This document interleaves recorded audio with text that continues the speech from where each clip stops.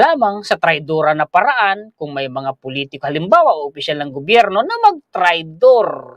Nandito na pala sa loob ng Pilipinas, no, yung gaya ng mga balibalita ngayon na namimili na ng mga lupain sa illegal na paraan, yung mga Chinese, tas mayroong mga balibalita ng sleeper cells ng China dito. Tapos hindi mo lang nabubulgar, bakit may mga pumuprotekta? Yun lang. Kaya kayo ingat kayo. Mabuti sa panahon ni PBBM, nabulgar lahat yan, nakalkal lahat yan mga kaistorya. Pornada sila dito sa Pilipinas. 'Di ba? Naagapan. Paano kung isang pro-China uli ang nakaupo sa Malacanang ngayon? 'Di ba? Naiintindihan nyo, nai-imagine nyo mga kaistorya ang sitwasyon natin. Ano po?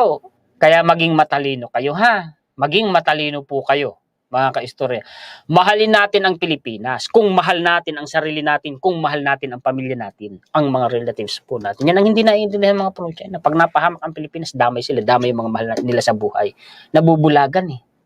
Kaya kayo maging matalino po kayo. Huwag kayong pabubulag.